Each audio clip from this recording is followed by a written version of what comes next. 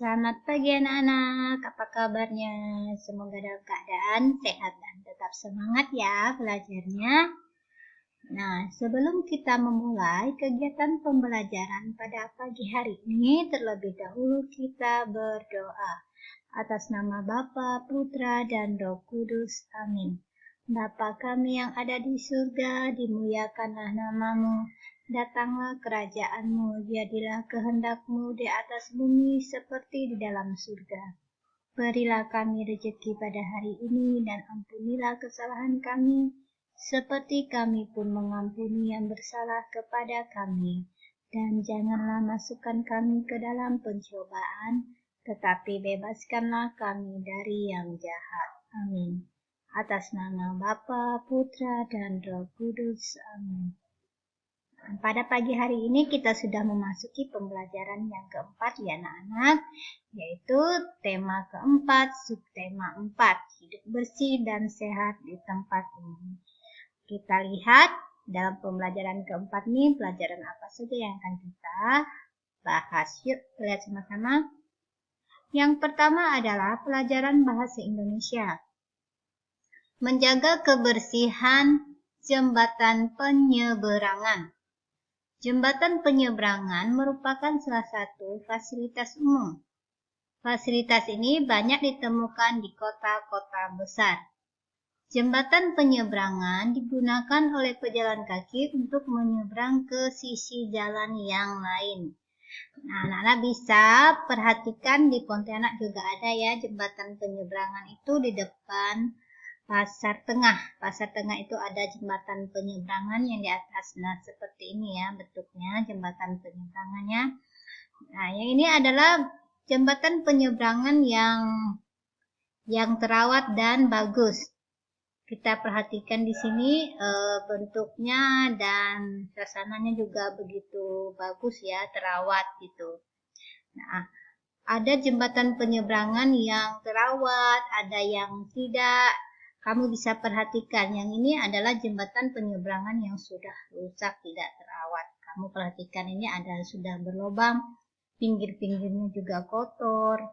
Nah, itu adalah jembatan penyeberangan bagi pejalan kaki yang tidak terawat. Banyak pengunjung atau pejalan kaki yang tidak disiplin saat menyeberang ya. Saat mereka berada di jembatan penyeberangan, mereka membuang sampah dan membuang sesuatu itu di jembatan penyeberangan.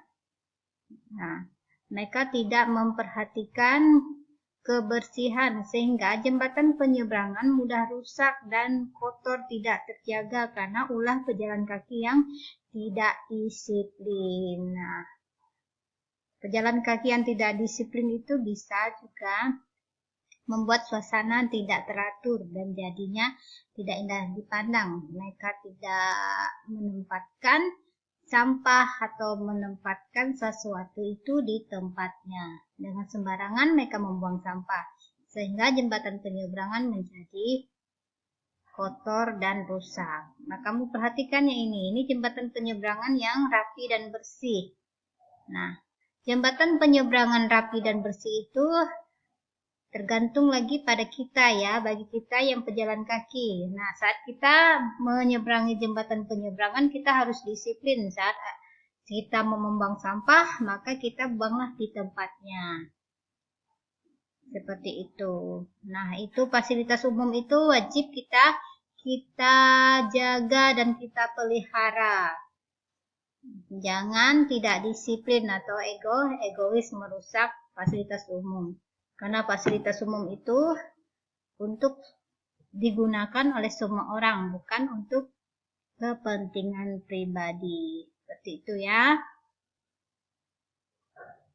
Nah, ini seni budaya dan keterampilan dengan materinya yaitu membuat hiasan dari sabun.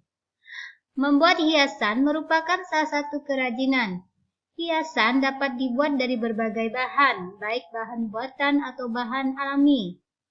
Hiasan dari sabun adalah contoh hiasan dari bahan buatan. Hiasan sabun berupa ukiran pada sabun batang. Pembuatan hiasan sabun dilakukan dengan menggunakan pisau atau cutter. Anak-anak bisa membuat keterampilan dari bahan buatan ya, dari sabun batang. Kamu perhatikan sabun batang itu juga untuk sabun mandi. Nah, ini sabun mandi ya. Nah, sabun ini kalian ukir sesuai dengan benda yang kalian inginkan. Jika kalian menginginkan boneka, maka ukirlah sabun batang tersebut sesuai dengan boneka atau bunga, kue. Nah, itu. Jika saat kalian mengukir itu harus dengan pengawasan orang tua. Jadi di sini itu anak-anak harus dipantau ya, diawasi karena ini cutter sangat berbahaya sekali. Jadi ini dilakukan oleh orang yang dewasa saja. Anak-anak hanya memperhatikan ya. Anak-anak tidak boleh mencoba dulu karena kan masih kecil. Nah, karena ini menggunakan pisau dan cutter itu adalah bahan yang berbahaya. Nah, ini adalah hasil dari sabun batang.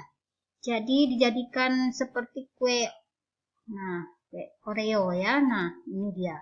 Ini terbuat dari sabun batang tadi. Sabun batang itu dibikin bundar, lalu dihias, diukir ya, diukir menyerupai Oreo. Nah, anak perhatikan di sini. Lalu jadilah dia seperti Oreo beneran. Nah, sangat menarik kan? Sangat menarik jika anak bayi melihat ini, anak kecil yang belum terlalu paham bahwa itu sabun. Nah, bisa dia makan karena pikirnya itu Oreo. Padahal ini bukan Oreo beneran. Ini hanya sabun yang diukir mirip Oreo. Nah, ini bunga ya. Masih banyak lagi keterampilan dari sabun batang ya. Banyak. Ada yang boneka, ada macam-macam pokoknya ya. Bisa diukir berdasarkan selera kita masing-masing atau sesuai keinginan kita. Nah, ini pelajaran matematika pola bangun ruang. Pola bangun ruang adalah susunan beberapa bangun ruang yang berulang menurut aturan tertentu. Kamu akan belajar menentukan bangun ruang untuk melengkapi suatu pola bangun ruang. Hal ini dapat dilakukan dengan memperhatikan susunan bangun-bangun pada pola bangun ruang. Nah, anak-anak perhatikan ya, ini ada balok. Kita susun pola bangunannya. Ada balok, kubus, balok. Lalu kubus, balok, kubus. Nah, ini susunannya. Bangun penyusun pola di atas adalah balok, kubus, balok. Kubus, balok, kubus. Nah, ini ya pola bangunnya. Ini balok dulu, lalu kubus, lalu balok. Lalu sekarang kubus dulu, balok, lalu kubus. Seperti itu ya polanya. Oke, sampai di sini materi kita pada pagi hari ini. Sebelum kita mengakhiri pembelajaran pada pagi hari ini, terlebih dahulu kita berdoa. Atas nama Bapa, Putra, dan Roh Kudus. Amin. Salam Maria, penuh rahmat Tuhan sertamu. Terpujilah engkau di antara wanita, dan terpujilah batu bumi Yesus. Santa Maria, Bunda Allah, doakanlah kami yang berdosa ini, sekarang dan waktu kami mati. Amin. Atas nama Bapa, Putra, dan Roh Kudus. Amin. Selamat pagi dan Tuhan memberkati.